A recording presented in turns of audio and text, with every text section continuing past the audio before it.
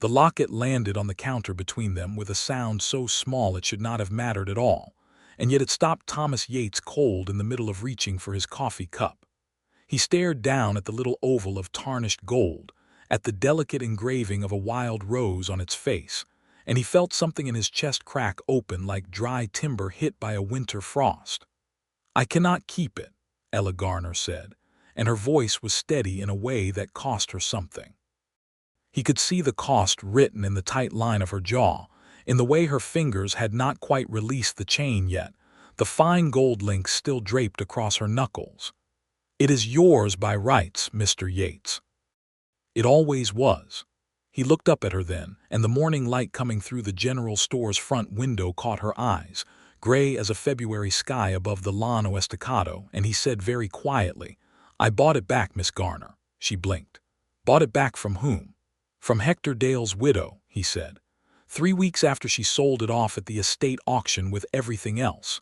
He paused, and the weight of the next words seemed to press against the inside of his ribs before he let them out. "I bought it back because it told me who you were." Ella's hand closed around the locket one last time, then released. Her breath came out shallow and uneven, and she took a half-step backward. And in that single moment, every hidden thing between them rose to the surface at once. Every secret she had carried from Missouri across 500 miles of open country. Every truth she had buried beneath a new name and a borrowed dress. And the careful silence she had worn like armor since she rode into Calder Springs, Texas, in the September of 1878. She had been running then. She was still running now, or she had been, right up until this moment, this impossible moment, when Thomas Yates looked at her across a counter scattered with flour sacks and tobacco tins and told her, with the flat calm of a man who had already made his peace with a dangerous truth, that the locket had given her away. And somehow, in the ruins of her carefully constructed secret, the first thing she felt was not terror. It was relief. But relief was not the same as safety, and Ella Garner had learned long ago not to mistake one for the other. It had begun the way most catastrophes in the territory of Texas began in those years of the late 1870s, with dry land, hard money, and a man who believed that the world owed him something it had never promised. Calder Springs sat at the ragged southeastern edge of the Llano Estacado, where the caprock broke away into rolling mesquite country, and the wind came down off the high plain in the early fall carrying the smell of something colder and more serious than summer. It was not a large town, not by the measure of the cattle centers up at Abilene or Fort Worth, but it had a railroad spur and a water tower and 3 saloons and a church and a schoolhouse. And that was enough to make men stay, and women follow, and children grow up thinking the flat red horizon was the whole of the world. Thomas Yates had been in Calder Springs for 4 years when Ella arrived. He had come out from Tennessee at 26, which meant he was 30 by the fall of 1878, a lean and serious man who ran the general store his uncle had left him, and who was known throughout Garfield County as fair-dealing, private, and exceptionally difficult to surprise. He had a quality about him that the older ranchers recognized and respected, which was that he never spoke a word he had not already turned over in his mind at least twice, and he never made a promise he could not keep. He was not a man of dramatic gestures. He was not a man who said things like, "I bought it back because it told me who you were," without meaning every syllable with his whole quiet, deliberate heart. But that was in September, when the story reached its hinge point. To understand how it got there, you had to go back to the first week of Ella's arrival, to the afternoon she stepped off the southbound spur train with a single carpetbag and a face that showed nothing, and walked up the main street of Calder Springs as though she had always meant to be there, which was the exact attitude of a person who had no idea where else to go. She had presented herself at the office of Reverend Colton as a schoolteacher from St. Joseph, Missouri, recently widowed, her references available upon request. Her name was Ella Garner, and she said it each time with the slight hesitation of someone trying on a coat and checking whether the fit was right. It fit well enough. She had chosen it carefully. Garner had been her mother's family name before her mother married, and Ella was the name her grandmother had called her in the years before the war took everything else away, and there was a kind of backward dignity in taking those two pieces of her true self and assembling them into a shield. The Reverend had hired her within the week. The schoolhouse needed a teacher, and his wife had liked the way Ella spoke to the children who came in and out of the church during their interview, crouching down to their level, and asking them real questions rather than the performative kind that adults usually aimed at children like small arrows of condescension. Mrs. Colton had said afterward that there was something in the woman's eyes that had suffered, and suffering, she believed, was what made a person truly capable of patience. The Reverend had not argued. Thomas Yates had seen Ella for the first time 2 days after that, when she came into his store with a short list in her hand and the particular expression of a person doing a careful accounting of what they could afford. He noticed her the way he noticed everything, quietly and completely, taking in the good quality of her dress against the worn quality of her shoes, the intelligence in her face against the deliberate blankness she wore over it, the way she counted out her coins twice before handing them over. He had said nothing that first day beyond the necessary words of commerce. He was not a man who performed interest he did not feel, and what he felt in that first meeting was something harder to name than interest, something more like recognition, though of what or whom he could not have said. What he had said when she was leaving was, "The molasses is $1 cheaper if you buy the tin than by the jar. Tends to last longer in dry weather too." She had paused at the door and looked back at him, and there had been a flicker of something in those gray eyes, some small grateful thing she had not expected to feel, and she had said, "Thank you, Mr. Yates," and walked out. That was all. That was where it had begun. The weeks that followed were a careful architecture of small moments. She came to the store once a week, always on Thursday, always with her list, always with that precise counting of coins. He began, without making any decision to do so, to ensure that certain things she needed were always well stocked on Thursdays, that the good flour was accessible, and the thread she used for mending the schoolhouse curtains was easy to find. He told himself it was simply good business practice to know one's regular customers. She had begun, equally without decision, to linger slightly longer each Thursday, to ask small questions about local things, which families were which ranchers were reliable, what the history of Calder Springs was, and how it had come to be. She told herself it was simply prudent for a new teacher to understand the community she served. But the Thursday in early October, when a blue norther came screaming down off the caprock and dropped the temperature 30 degrees in 2 hours, and the children had to be sent home early from the schoolhouse, she had come to the store not for goods, but because it was the nearest warm building when the sky turned purple and the wind hit the street like a physical blow, and she had said simply, "I hope you do not mind," standing just inside the door with her hair wind-whipped and her cheeks red, and he had said, equally simply, "Of course not," and put a second cup on the counter beside the stove. They had talked that afternoon for 3 hours, while the norther howled outside and the store's front windows rattled in their frames, and it was the kind of talking that happened when two private people recognized in each other the relief of speaking to someone who did not need everything explained. They talked about books. They talked about the railroad and what it was doing to the cattle trade. They talked about the way the light on the Llano at sunset was a color that had no correct name in English. They did not talk about their pasts, and they did not talk about their pasts with the particular care of people who had decided not to, which is its own kind of conversation entirely. When the norther broke and she gathered herself to leave, he had said, "Miss Garner, are you settled comfortably enough in town?" She had said, "Comfortably enough, yes." "If there is anything you need that is harder to come by," he had said, with the slightly formal precision he used when he was saying something that mattered, "you have only to ask." She had looked at him for a moment, and he had looked back at her, and the thing between them that neither of them had named sat in the stove-warm air of the store and breathed quietly. "I appreciate that very much," she had said, and left. It was November before the Locket entered the story. There was a man named Hector Dale who owned 3,000 acres of poor grazing land east of town, and who had been, before the drought years hit and the cattle prices dropped, a man of some standing in Garfield County. By 1878, he was a man of considerable debt, and the kind of bitter pride that debt produces in men who have built their sense of themselves on ownership. He was 52 years old, gray-bearded, heavy, and he had a habit of watching the women of Calder Springs with an attention that made them uncomfortable in ways they did not always feel entitled to name out loud.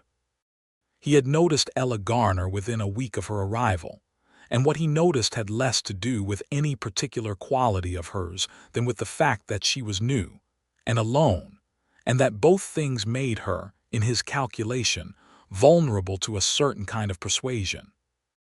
He had come to the schoolhouse on an afternoon in early November with a bottle of Kentucky bourbon and an invitation to supper, and Ella had met him at the door with the calm and absolute certainty of a woman who had encountered this particular calculation before and had long since worked out the correct response to it.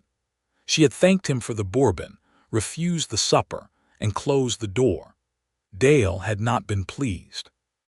Men like Hector Dale were rarely pleased by women like Ella Garner, and what displeased them had a tendency to harden into obsession in the way that wet clay hardened into something that could not be easily broken. He had come back.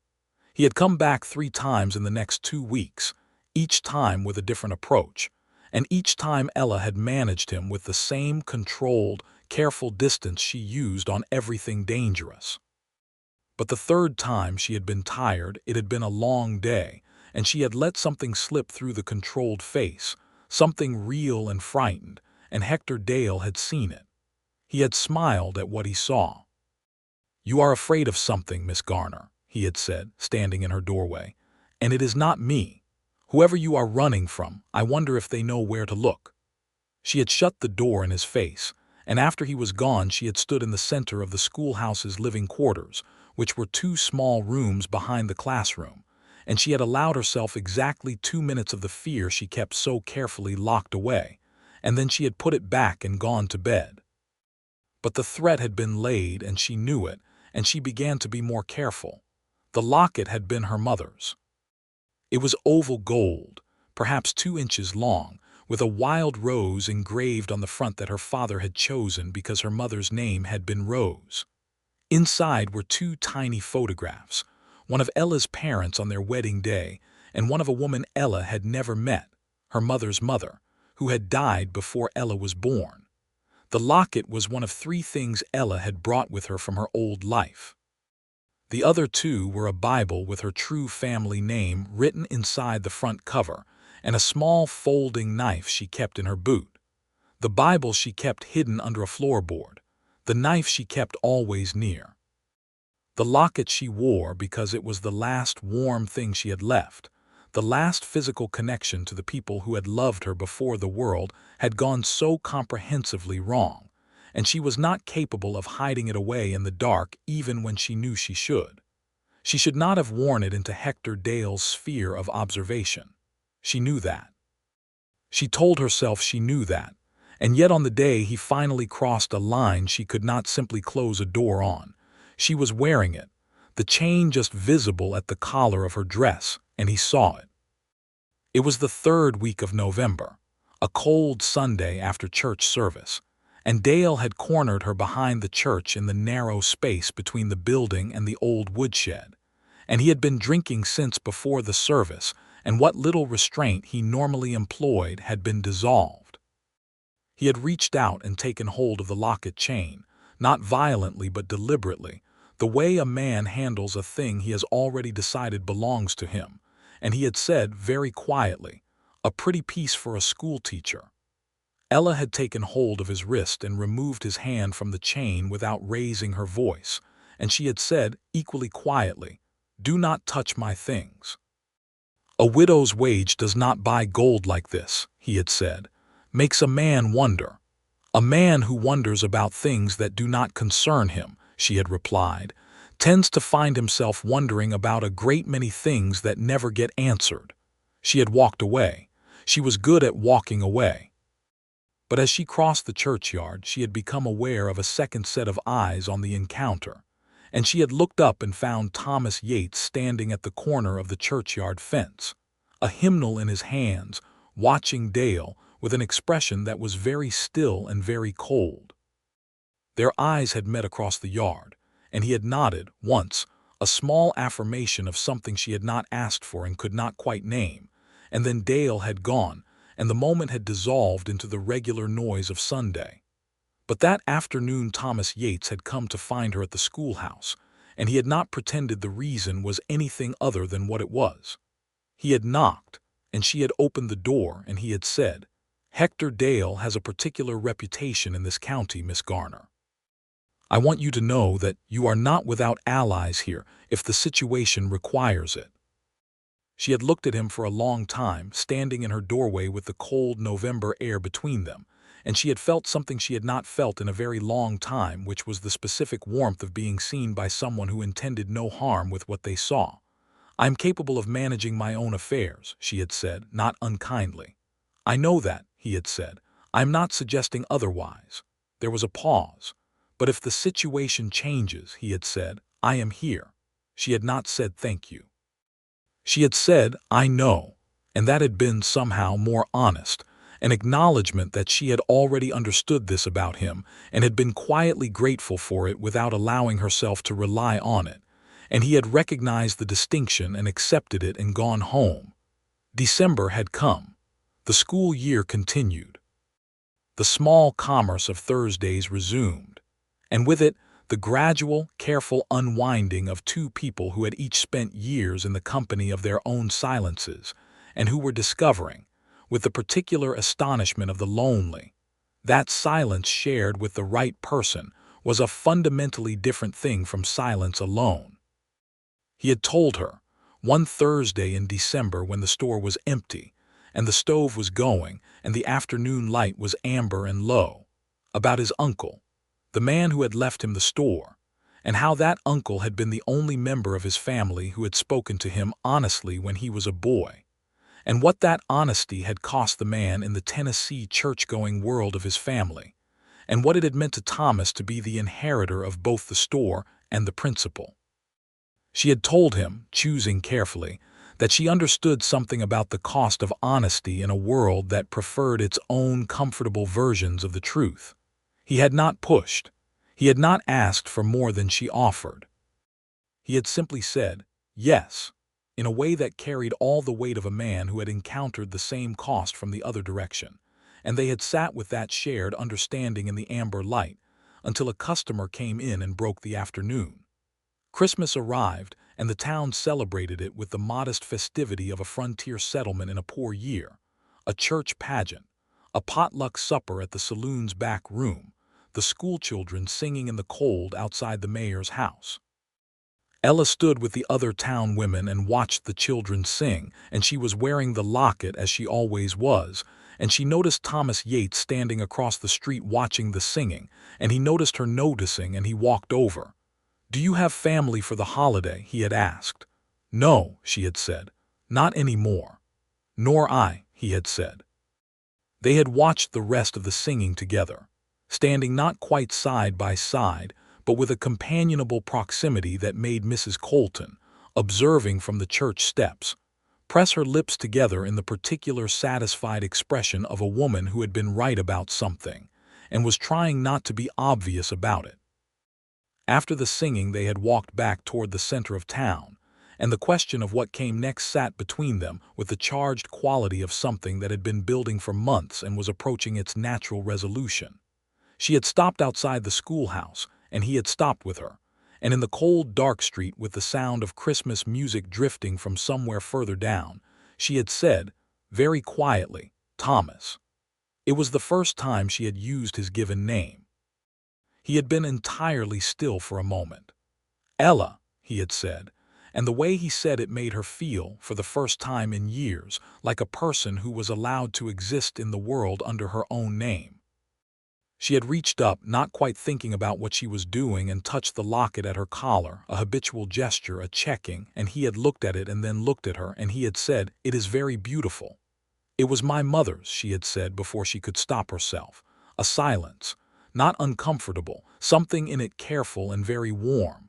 "You do not have to tell me anything you are not ready to tell me," he had said. "I know," she had said. And then, because Christmas had worn down some of her careful walls, she had said, "Her name was Rose. That is why the engraving." He had looked at the locket for a long moment and then back at her face, and he had said, with all the gentleness of a man who understood that a secret shared is not a secret surrendered but something offered freely, "She must have been someone worth carrying with you." Ella had felt the back of her throat go tight. "She was," she had said. "She absolutely was."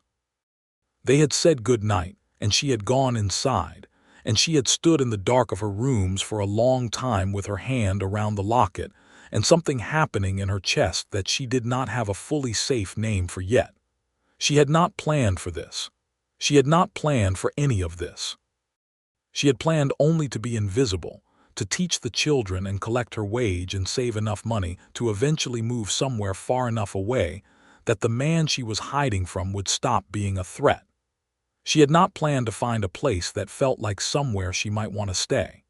She had not planned for Thomas Yates and his careful honesty and his specific, deliberate kindness and the way he said her name. The man she was hiding from was named Calder Webb, and he was the reason she had a borrowed name and a folding knife in her boot, and a Bible under a floorboard in a schoolhouse in Calder Springs, Texas. Calder Webb had been her husband's business partner in St. Joseph, Missouri. Or rather, Calder Webb had been the man who had extended a series of substantial loans to her husband, a man named James Garrity, in the years of their marriage, loans that had funded first a promising freight business and then a series of progressively worse decisions.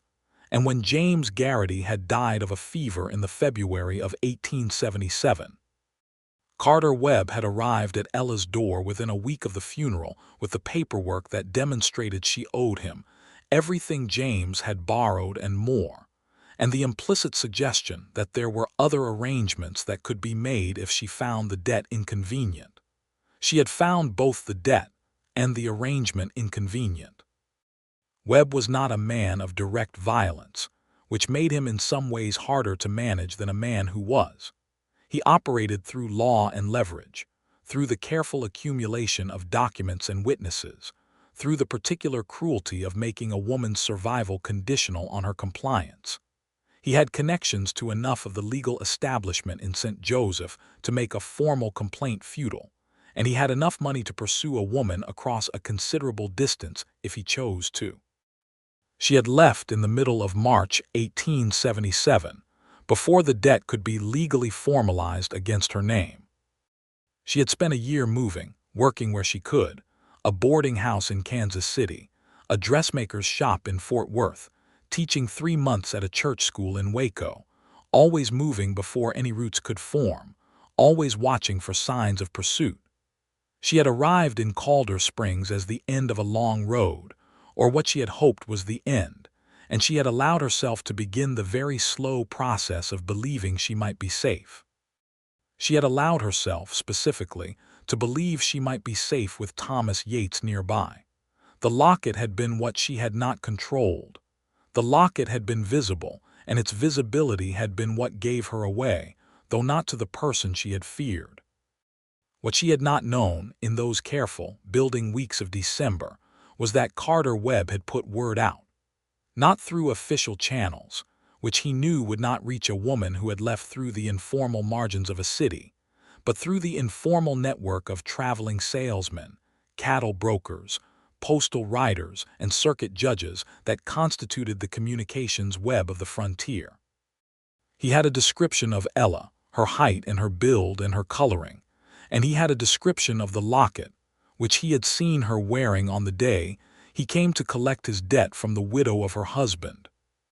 That description had reached Hector Dale in December, passed along by a cattle broker named Simmons who stopped in Calder Springs on his way north, and who had shared the information over whiskey in exchange for a not insignificant sum. Simmons had not known who Ella was or why she was wanted. He had simply passed along a description and a name and the promise of a finder's fee. Dale had connected the description to the locket, the wild rose, the gold chain, the schoolteacher widow. He had been certain within a day and quietly delighted within two, because it gave him what he had been trying to manufacture from the beginning, which was leverage. He had come to the schoolhouse on the Friday after Christmas with the information folded in his coat pocket and the expression of a man holding cards he had not earned and would not use fairly.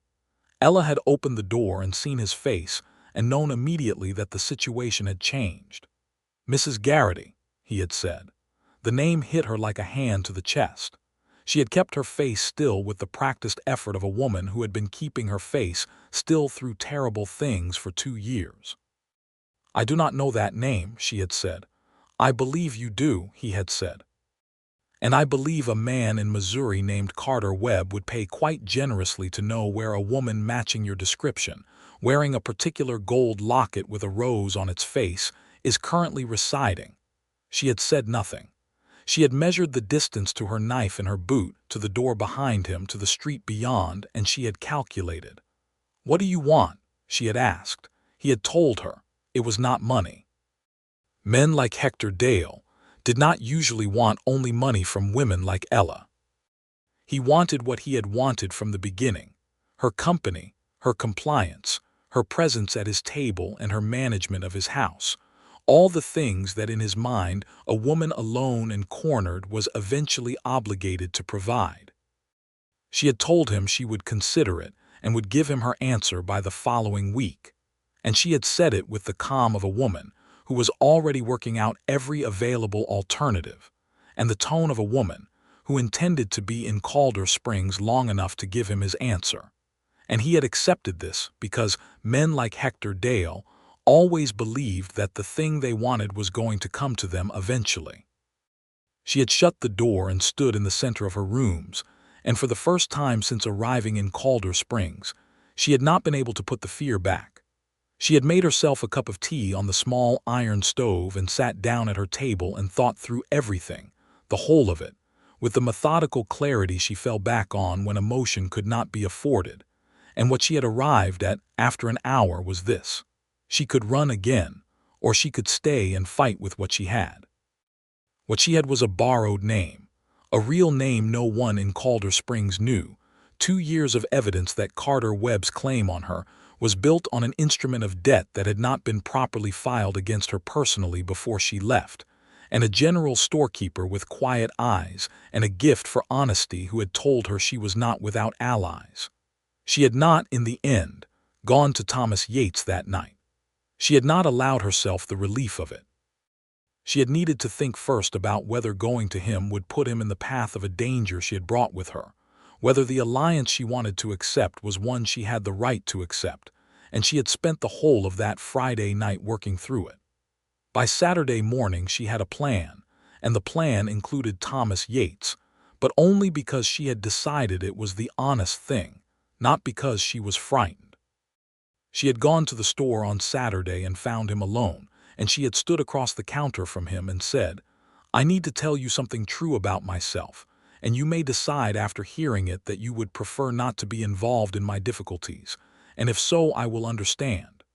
He had looked at her steadily, with the exact quality of attention he brought to everything that mattered, and he had said, "All right," she had told him. Not everything, not the entire history, but the essential structure. Her true name, her dead husband, the debt Carter Webb claimed, the year of moving, the name she had borrowed, and Hector Dale's threat. She had watched his face while she told it, watching for the thing she feared most, which was the look of a man recalculating her value, reassessing her against a new ledger of risk and complication. It had not come. What had come was a quality of stillness that she had learned over the months of knowing him meant he was thinking seriously, not judging, not deciding about her but about the situation, and when she was finished he had said, How much time do you have before Dale expects your answer? 6 days, she had said. And Carter Webb's claim, he had said, was it ever properly filed against you by name with the county court in Missouri? I do not believe so, she had said. My husband's name, yes. Mine, I do not think so. There is a lawyer in Midland who handles estate matters, he had said. I have dealt with him on my uncle's affairs. He is honest, which is not nothing to say of a lawyer. If the debt was not filed against you personally, it cannot follow you. It is your husband's debt, and you are not your husband. She had stared at him for a moment. That is the thing about men like Carter Webb, he had continued, with a quiet precision that sounded like anger carefully held. They depend on women not knowing their own legal position. They depend on being the most frightening thing in the room. And Hector Dale, she had asked. Hector Dale, he had said, is going to have a conversation with me that he is not going to enjoy. She had very nearly told him not to. She had opened her mouth to say that she could manage her own affairs, and he had looked at her and said, quietly and without any condescension at all, I know you can. I'm asking to help you manage them together. If that is not something you want, tell me and I will not mention it again. The words had landed on her like sunlight after a long winter. She had said, together. He had nodded. Together, he had confirmed.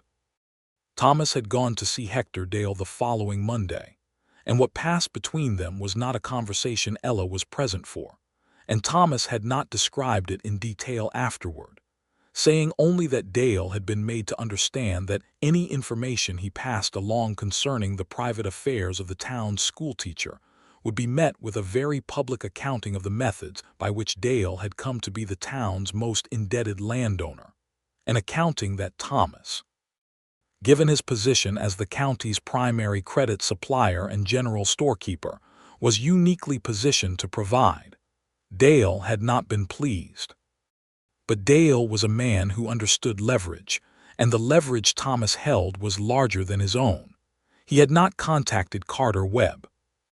Thomas had written to the lawyer in Midland, a man named Harlan Prout, and by the end of January they had the answer, which was that the debt Carter Webb held had been filed against the estate of James Garrity and could not be transferred to James Garrity's widow without a secondary legal action which would require her to be present and served in Missouri, which she was not, and which, if she chose to contest it from Texas, she had excellent grounds to defeat.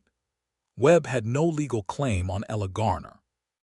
He had only the threat of one, and the threat depended entirely on her not knowing the truth of her own situation. She had read Harlan Prout's letter sitting at the counter of Thomas's store on a Thursday morning in February, and when she finished reading it she had set it down very carefully, and she had pressed both her hands flat on the counter, and she had taken a long, slow breath. Well, she had said. Well, he had agreed. She had looked up at him. I have been running, she had said, from something that could not actually touch me. You did not know that, he had said. No, she had said, but I know it now. She had meant it in the largest possible sense, and he had heard it in the largest possible sense, and there was a moment between them in the cold February store that was very close to joy, or something better than joy, something that had the particular quality of a wound finally and properly tended. And then she had laughed.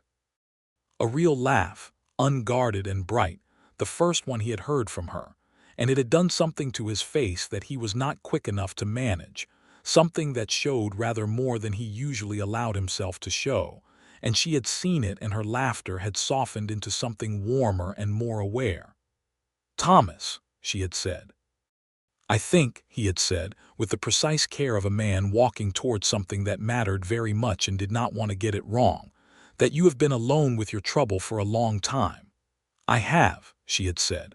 I have been alone with mine for a longer time, he had said, and I find that I would prefer if you were willing not to be alone any further. It was not, by the standards of the romantic novels of the period, a declaration of great eloquence. But it had been Thomas Yates saying it, and she had come to know Thomas Yates well enough to understand that for him, those words were a kind of bravery, a willingness to be fully visible and fully available, which was the most honest form of love a private man could offer. "I am willing," she had said.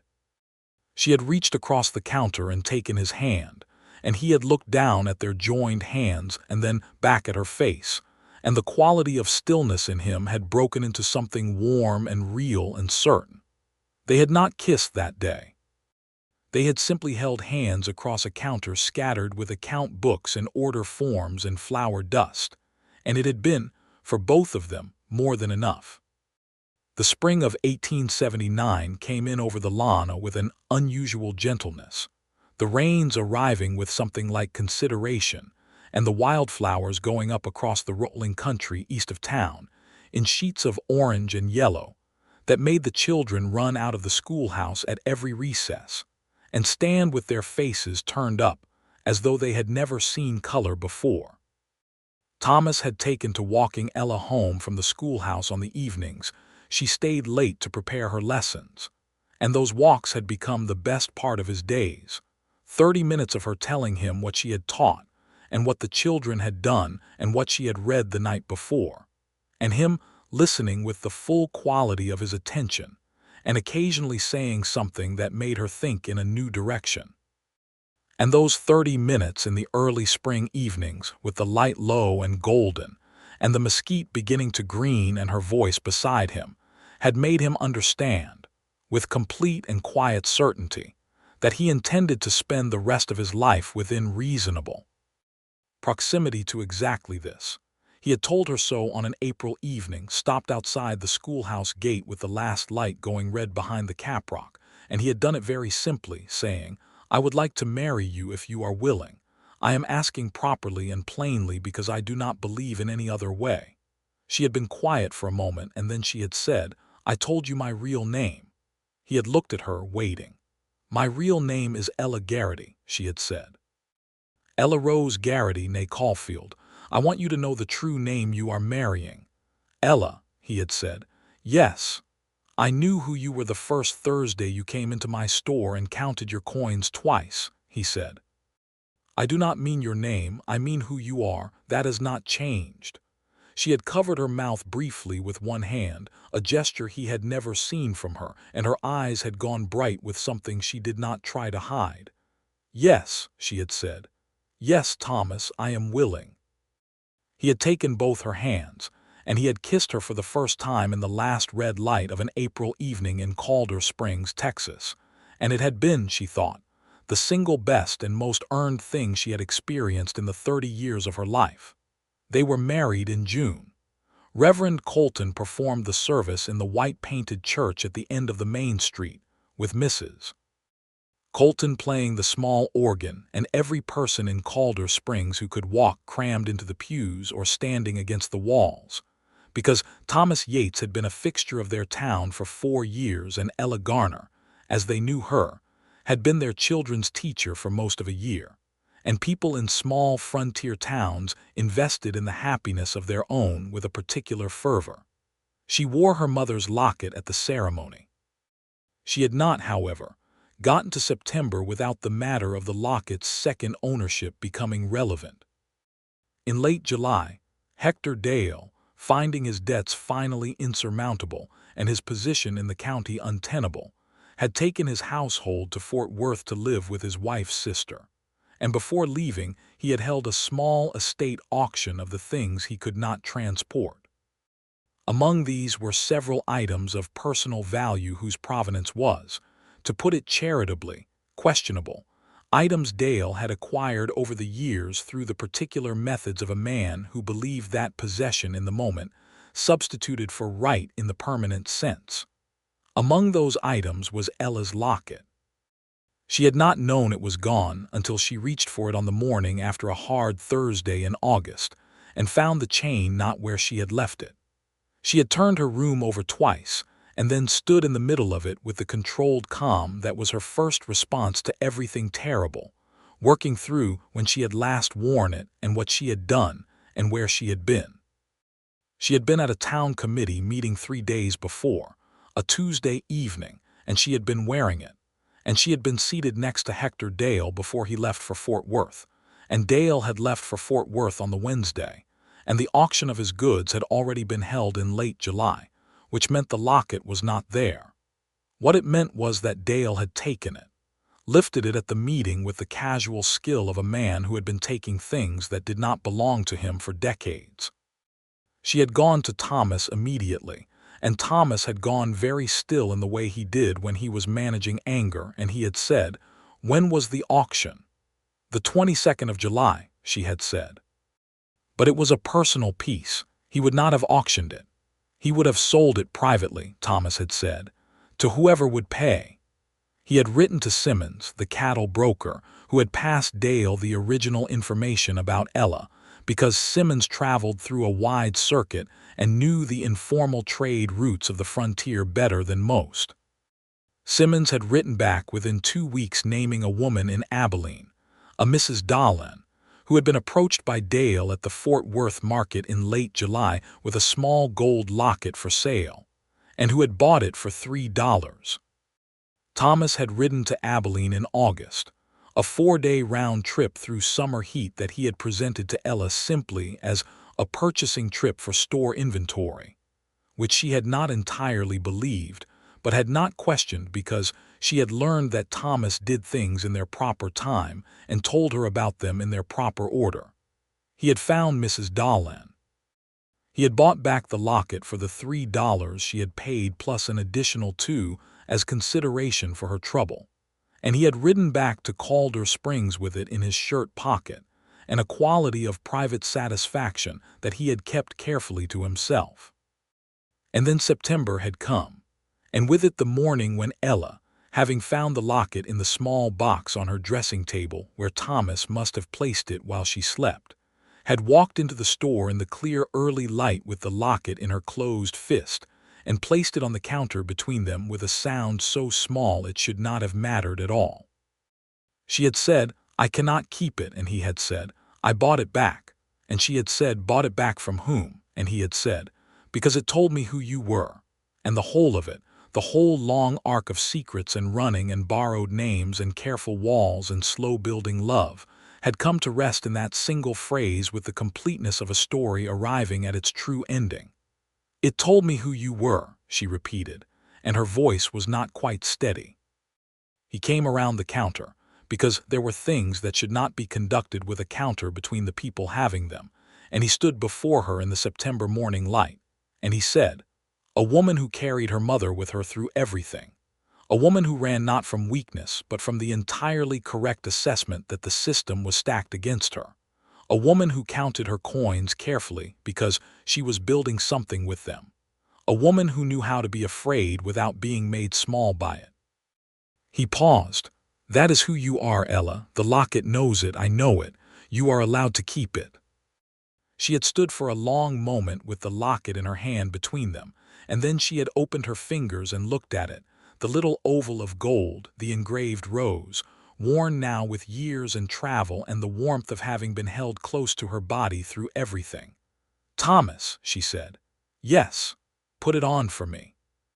He took the locket from her palm, and she turned so her back was to him, and lifted her hair, and he settled the chain around her neck, and fastened the clasp with a concentration that she could feel in the careful steadiness of his hands, and when it was done, she let her hair fall and turned back and looked at him. They were standing very close. "Thank you," she said, "for going to get it back." "It belongs with you," he said. "So do you," she said. He kissed her in the September morning light of the general store with the flour dust and tobacco smell and the dry West Texas air around them, and it was a thoroughly ordinary kiss in a thoroughly extraordinary life, which was exactly the way both of them preferred it.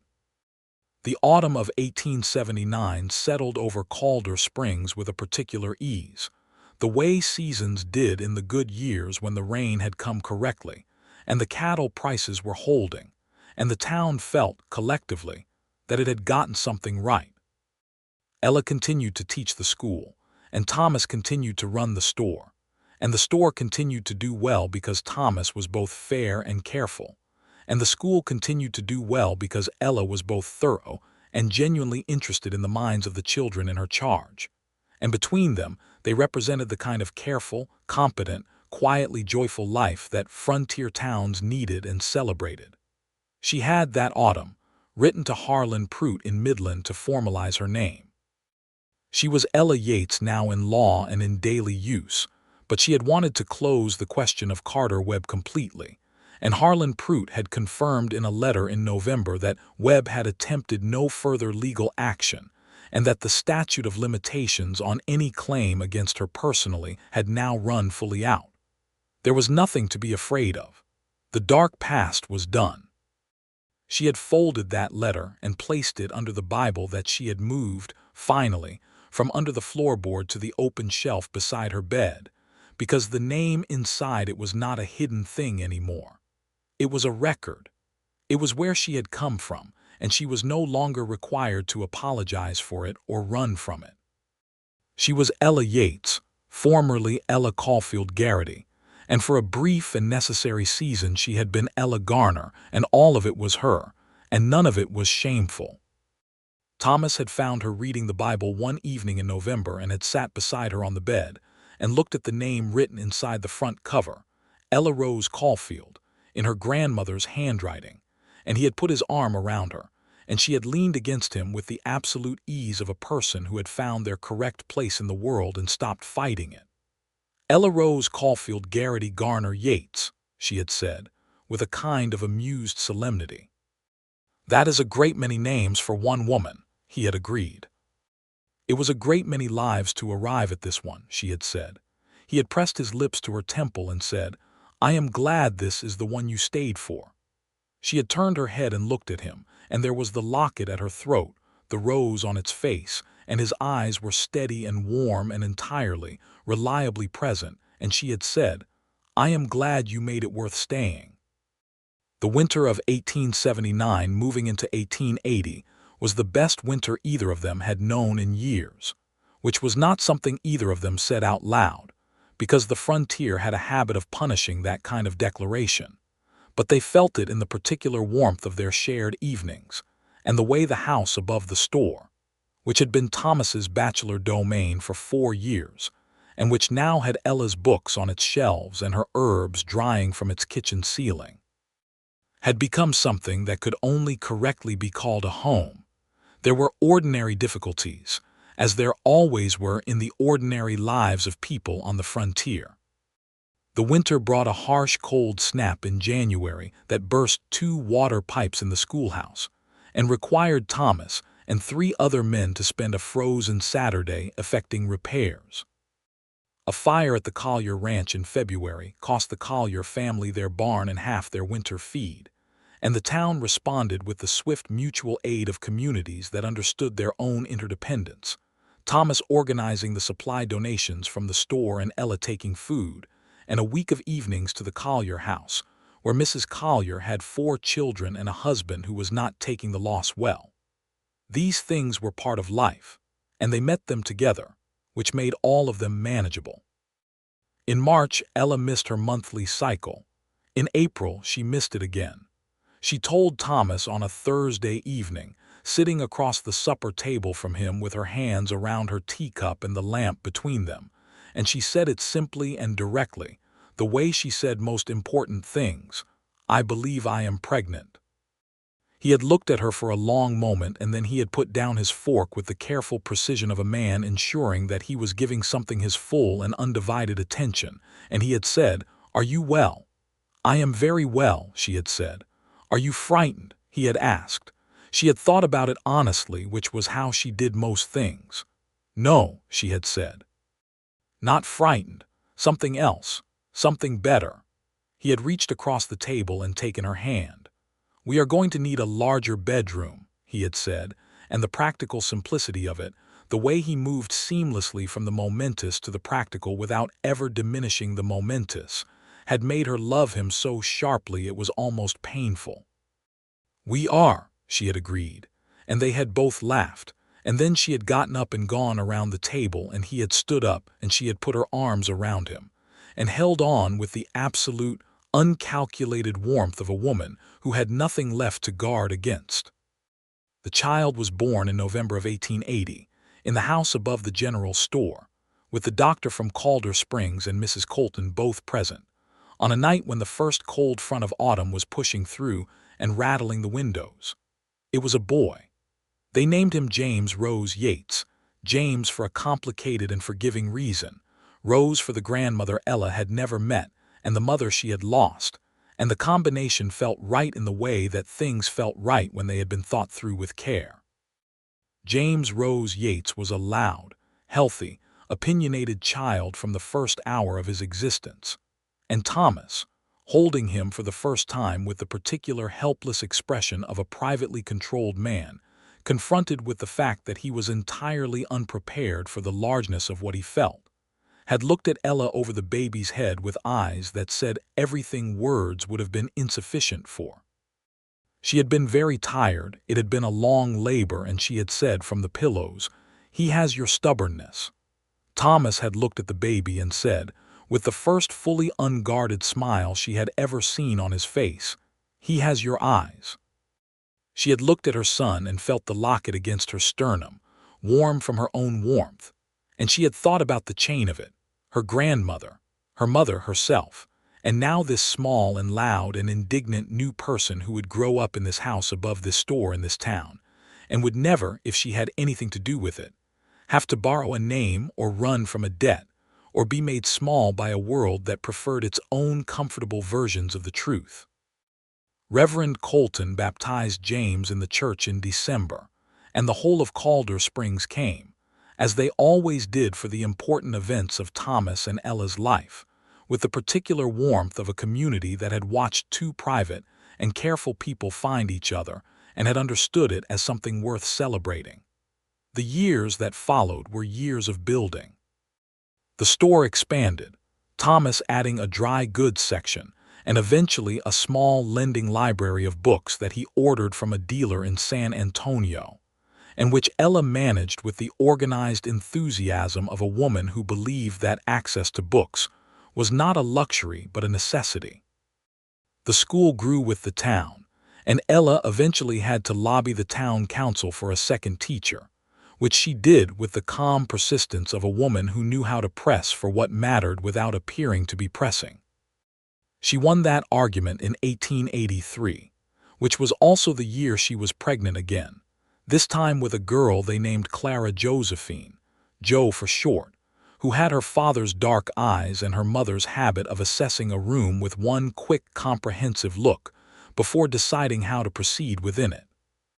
James, by then 3 years old and deeply invested in his own importance as the elder child, was initially skeptical of Jo's presence and then progressively enchanted by it, particularly once she became old enough to follow him around with the devoted attention of a younger sibling who considers their elder a figure of tremendous significance.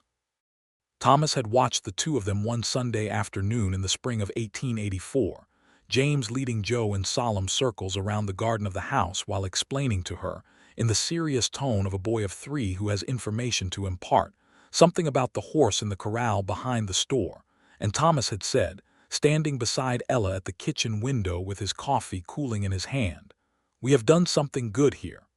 She had leaned her head against his shoulder. "We have," she had said. "I want you to know," he had said, with the specific precision he reserved for things he needed her to understand completely, "that I am fully aware of how fortunate I am." She had turned to look at him. "So am I," she had said. "I used to be very good at being alone, and I find I have lost the skill entirely."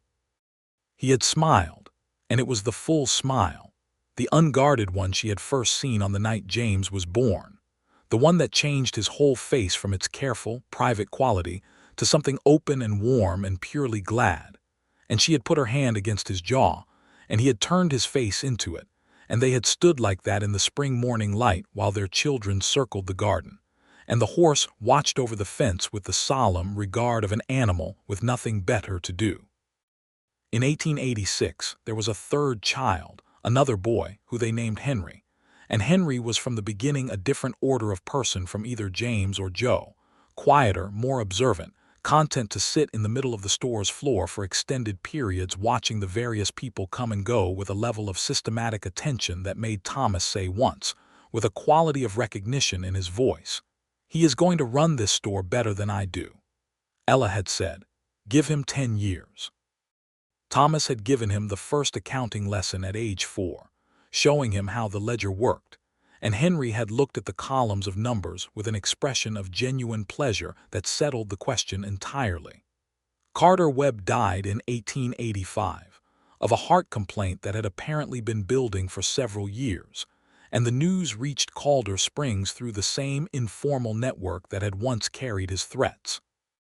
When Ella heard it, she sat quietly for a moment and then said to Thomas, who was watching her from across the kitchen table, "I do not feel what I thought I would feel." "What do you feel?" he had asked. "Nothing much," she had said. He was already a long way away. Thomas had nodded. "Good," he had said simply. She had agreed. It was good. It was right that a man like Carter Webb should be a long way away and then gone entirely, that his power over her life should have diminished to nothing and then passed into the history that no longer moved. She had touched the locket briefly, the habitual gesture, and she had thought about her mother, and about the kind of love her parents had managed in a short life before the war, and about what she had managed to build in the place they had made her from, and she had decided that the accounting was, by any fair measure, largely in her favor. Life in Calder Springs continued into the late 1880s with the particular rhythm of a frontier town beginning to tip from raw settlement into something more permanent. The streets got a boardwalk. The church got a second bell. The school eventually got 2 more classrooms, and Ella's original role shifted from primary teacher to school director, a position she held with the same quality of contained, purposeful authority she brought to everything. Thomas's store had become one of the most reliable commercial establishments in Garfield County, known not only for fair prices, but for Thomas's habit of extending credit to families in hard years, with a patience that went considerably beyond what strict business sense required, and for his equally reliable habit of never once making a man feel ashamed of the credit he had needed. This was something he had thought about carefully, having seen what debt weaponized looked like, having watched what it had cost Ella to be on the wrong end of a man who understood that a woman's ignorance of her own legal position was a tool available for exploitation. He had never once exploited it. He had, on several occasions, quietly informed women in the county of their legal positions regarding debts their husbands had accumulated, and at least twice this information had prevented situations that could have gone badly.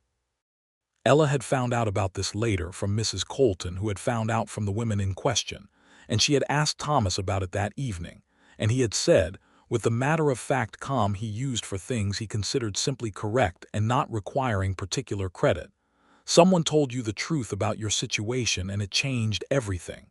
It seemed worth doing where I could." She had looked at him for a long time. "Thomas Yates," she had said. "Yes," he had said with a faint, deliberate smile. "You are a very good man," she had said. "I had a very good reason to think carefully about the subject," he had said, and the way he said it, the warmth behind the precision, had been the best kind of answer. The children grew. James became, as Thomas had predicted, a young man of his father's quiet precision, interested in the law after meeting Harlan Pruitt on one of the lawyer's visits to Calder Springs in the late 1880s, and by 1898, at 17, he was reading law under Pruitt's instruction in Midland with the intention of passing the bar. Jo grew into a young woman of her mother's directness and her father's stubbornness, who at 15 announced to both parents that she intended to be a doctor, a declaration they had received with the same seriousness with which they received everything their children said, and which they had supported practically by ensuring she had access to every medical text that could be ordered from San Antonio. Henry, as predicted, had the accounting of the store in his blood, and by the time he was 14, he could run the day's transactions without error and had begun suggesting improvements to the inventory system that Thomas implemented without argument, because they were good suggestions. In 1891, Ella turned 42, which she observed by going to the school in the morning and teaching a lesson on the geography of the American frontier to a class of 12 children ranging in age from 7 to 14, and then spending the afternoon sitting on the porch of the house above the store in the September light with a cup of tea and her husband, who had come home early and who had brought her a small package wrapped in brown paper tied with twine. Inside the paper was a book, a collection of poetry by a woman writer, and tucked inside the front cover was a small folded note in Thomas's handwriting that said, "For Ella Rose, who has made every year of the past 12 better than the one before, with all the love a private man possesses, which turns out to be a very great deal." She had read the note twice and then looked at him, and he had been watching her with the warm, steady attention he had given her since the first Thursday she walked into his store and counted her coins. 12 years, she had said. 12 years, he had confirmed. "And you are still not tired of me," she had said. "I find," he had said, with the precision that was his native language for things that mattered, "that I am specifically, constitutionally incapable of being tired of you. I have made my peace with it." She had laughed, and the laugh was the same one he had heard for the first time on that February morning 9 years ago when she read Harlan Pruitt's letter and understood that she was free. It was still the best sound he knew. She was wearing the locket. She was always wearing the locket. It had been worn smooth in places from the years of habitual touch, from the 30 years of being carried close to her body through everything difficult and everything beautiful. And it was, in the particular mathematics of objects that have been loved long enough, far more beautiful for the wearing. They sat on the porch together in the September light, in the September of 1891, with the West Texas country rolling away east of them toward the horizon, and the sounds of their youngest child somewhere in the store below, and the particular ease of two people who had chosen each other with full knowledge of the complicated truths involved, and had never once regretted it. The years between 1891 and the turn of the century were the fullness of it, the years that Thomas, looking back on them much later, would understand as the years they had built toward and then inhabited completely. Calder Springs grew from a frontier settlement into a proper town, got a bank and a telegraph office and eventually a proper physician. And Ella's school expanded until she had 4 teachers under her direction and a student body that included children from 3 neighboring counties, whose families sent them in to board during the school year, because the education was better than what they could get closer to home. James passed his bar examination in 1899 at 18, and the celebration involved most of Calder Springs, because Thomas and Ella's family had become over the 20 years of their life together one of those families that communities adopt as their own, finding in them a model of something they aspire to collectively, the kind of fairness and honesty and quiet strength that a town could point to and say, "Yes, this is what we are trying to be." Joe, at 16, was reading every medical text Ella could find for her, and a local physician named Dr. Ames, who had come to Calder Springs in 1894, had taken her on as an informal student with Thomas and Ella's agreement, recognizing in her the kind of intelligence and dedication that should not be discouraged on account of gender, a view he had arrived at through the practical consideration that the frontier needed every competent medical mind it could get. Henry, at 14, was managing the store's books with a confidence that had begun to exceed Thomas's own, and Thomas had looked at this one evening with an expression that combined pride and something like the specific peace of a man who could see clearly how the things he had built would be maintained. He had said to Ella in bed that night with the lamp still on and her book open on her knees and his hands behind his head and the comfortable silence of 20 years between them, "I think we are going to be all right." She had looked over at him. "We have been all right for 20 years, she had said. "I mean after," he had said. "The things we have built, the children, I think they are going to carry it forward correctly." She had considered that. "James will practice law in a way that does not humiliate people," she had said. "He will," Thomas had agreed. "Joe will be a doctor by any means necessary and she will be excellent," Ella had said. "She will," Thomas had said with a deep, warm certainty. Henry will run this store better than both of us ever did, she had said. He already does, Thomas had said. She had put her book down and turned on her side to look at him, and he had turned his head to look at her. And in the lamplight, he was 52 years old, and there were lines in his face that were not unhandsome, and his dark hair had gone largely silver. And she looked at him with the complete and unguarded love of a woman who had spent 2 decades discovering the depths of a person and had not yet found the bottom. "I am glad you were the one standing at the counter," she had said.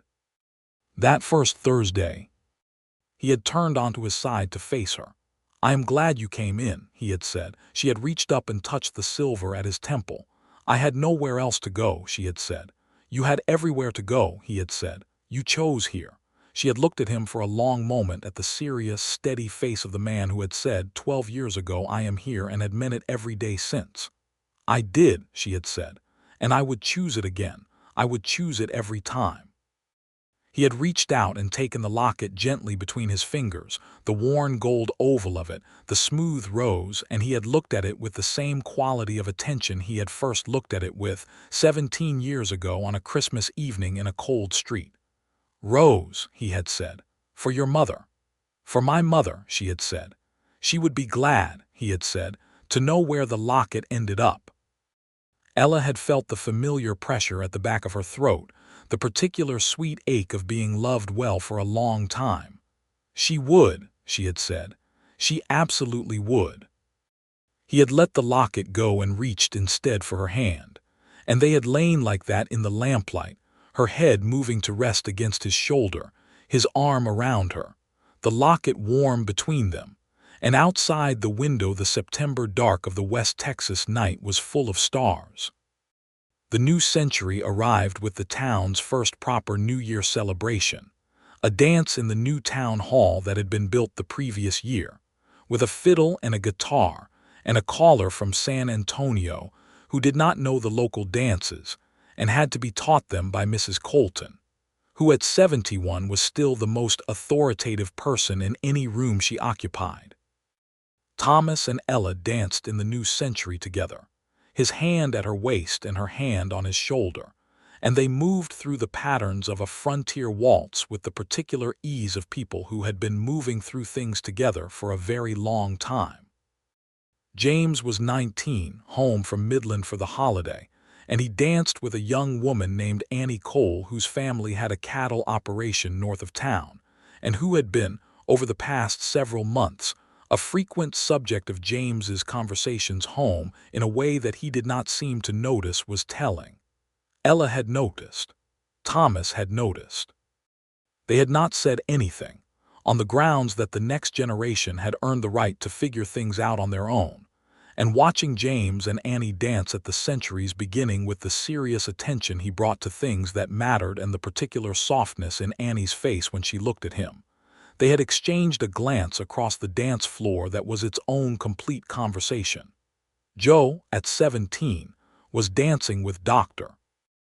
Ames's eldest son, a young man of 20 named Robert who had come back from schooling in Austin and who was, by all accounts, a thoughtful and gentle person, and Joe was dancing with the particular quality of a young woman who is engaged in the dance and not yet thinking about what it might mean, which Ella recognized as exactly the right stage for her daughter to be in. Henry, at 14, was sitting by the refreshment table eating cake and watching the accounting of the evening with a satisfaction that was transparently related to the economic activity of the event rather than its romantic quality, and Thomas had looked at him from the dance floor and said to Ella quietly, "He is calculating the revenue per guest." "Almost certainly," Ella had said. "I love him very much," Thomas had said. "As do I," Ella had said, and they had kept dancing. In the years that followed, the story continued with the texture of a life well built, which is to say it continued with both joy and difficulty, with the ordinary challenges of children becoming adults and making their own decisions, some of which their parents understood immediately, and some of which required waiting to understand, with the challenges of a business changing in the face of a changing world, with the simple bodily challenges of aging in a country that had never been particularly gentle. James married Annie Cole in 1903, and they settled in Midland where James had his law practice, and they sent letters every week and visited at Christmas and in the summers. And their first child, a boy they named Thomas James, arrived in 1904 and was brought to Calder Springs immediately to be inspected by his grandparents, who inspected him with the comprehensive attention of people taking something seriously. Joe, as predicted, became a doctor, though the path required stubbornness and sacrifice, and the particular resilience of a woman trying to do in 1900 what women were not supposed to be doing, a situation Ella supported with both the practical resources she could supply and the emotional bedrock of a mother who had long since decided that the category of things women were not supposed to do was in most cases simply a list of things men were afraid of women doing well. Joe qualified in 1906, was practicing in San Antonio by 1907, and married Robert Ames in 1908 in a ceremony in Calder Springs that was one of the happiest days the town had seen in years. The bride's parents standing together in the front pew with the quality of people whose particular happiness at the event was not only for their daughter, but for the fact that the daughter had become exactly who she was always meant to be. Henry married in 1907, a woman named Frances who was the daughter of a neighboring ranching family and who had, along with her considerable personal qualities, a sharp mind for business that made the store, once Henry had full management of it, twice as profitable within 3 years. Thomas relinquished the store's daily operation to Henry and Frances in 1908 with the particular equanimity of a man who has built something and can see that it is in better hands, not because his own had failed, but because the next generations were excellent. He and Ella had, in the decade after the turn of the century, the particular gift of the later years of a long marriage, which was time. Time to read together in the evenings without the press of immediate responsibility. Time for Thomas to learn to paint, an ambition he had kept quiet for 40 years, and which Ella had found out about when she discovered a box of paints in the storeroom and asked him about them. And he had said, with a slight self-consciousness she found unexpectedly endearing, that he had always wanted to try and had never managed to before. Time for Ella to write, which she had also always wanted to do, and which she did in the mornings at the kitchen table, not for publication but for the satisfaction of the thing itself, the assembling of a life's worth of observation into language. She wrote about the frontier. She wrote about the children. She wrote, in the private pages she kept separate, about a woman who had traveled a long way under a borrowed name and arrived somewhere that turned out to be home, and about the man who had been standing at the counter when she got there. She showed Thomas those pages, eventually, on a winter evening in 1912, when they had been married 33 years and she was 63 and he was 64, and the house above the store was quiet in the way of houses whose children have grown and gone and built their own houses, the quiet that is either lonely or sufficient depending on what is in it. In their house, it was sufficient. It was more than sufficient. He had read the pages by the lamp slowly with the full quality of his attention, and when he finished he had set them on the table beside him and looked at her, and she had looked back at him, and she had said, "Well, you were afraid the whole time," he had said. "I did not know how afraid you were." "I hid it fairly well," she had said.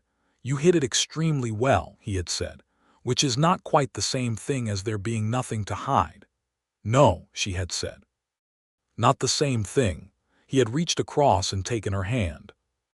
"I am glad you stayed," he had said, for the 100th time in their 33 years, or perhaps the 1,000th, because it was one of those things that did not lose its truth with repetition. "I am glad you stayed every time you could have left." "I stayed," she had said, "because leaving would have required giving up the only true thing I had." "The locket," he had said. She had touched it, the habitual gesture. "You," she had said. The winter of 1912 gave way to spring, and spring to the long summer evenings that Thomas painted and Ella wrote, and the grandchildren visited and filled the house with noise, and then went home and left it pleasantly quiet again. And in all of it the locket was there, at Ella's throat, worn smooth and warm, the rose on its face barely there now after 35 years of hands and weather, and the particular erosion of a thing that has been carried through a life. Thomas had offered once to have it repaired. The clasp was getting stiff, and she had said no. She liked it as it was. She liked knowing the wear of it was her own. In the evenings they sat on the porch together, the same porch where 30 years before Thomas had said, "I want to marry you if you are willing," and watched the light go down over the West Texas country, over the mesquite and the red dirt and the flat line of the caprock in the north.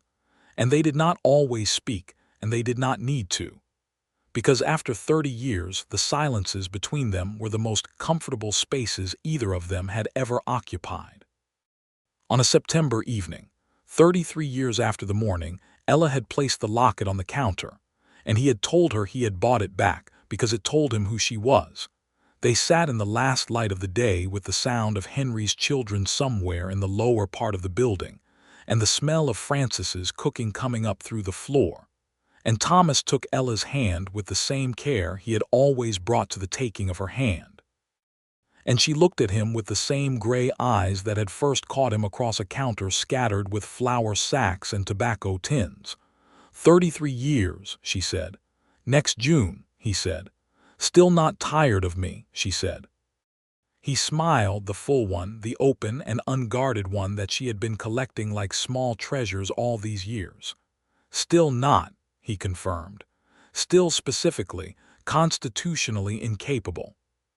She leaned her head on his shoulder, and the locket was warm against her sternum, and the light on the lawn was the color that had no correct name in English, and the life they had built together spread out in all directions, in 3 children and their families, in the store below, and the school across town, and the books on the shelves, and the paintings on the walls, and the letters from Midland and San Antonio, and the handprint clay plates on the kitchen shelf that the grandchildren had made. And in 33 years of chosen mornings and chosen evenings, and the chosen company of a person you have decided, is worth every single difficult and luminous thing. I have been thinking, she said, about something. Tell me, he said. I have been thinking, she said, that there is no part of the road that led here that I would trade, not even the hard parts, not even Carter Webb or the debt or the borrowed name or the running. She paused. Because every part of it led me to that Thursday in your store, and to you saying, if there is anything you need, you have only to ask, and to finding out that what I needed was someone who would buy back a locket and say it told them who I was. He was quiet for a moment. I meant that, he said. I meant every word of it. I know, she said. That is why it worked. He put his arm around her, and she settled into his side, and they watched the last light go out over the Llano Estacado, over the country that had been their country for 35 years, the country that had held them while they built a life and become known and been fully and completely themselves. The rose on the locket caught the last of the light and held it for a moment, golden and warm, and then the sun went down, and the stars came out over the West Texas dark, the same stars they had always been, the ones that had watched the frontier from the beginning and would go on watching long after. And Thomas and Ella Yates sat together under them in the September evening, with the sound of their family below them, and the quiet between them that was entirely, completely, permanently full.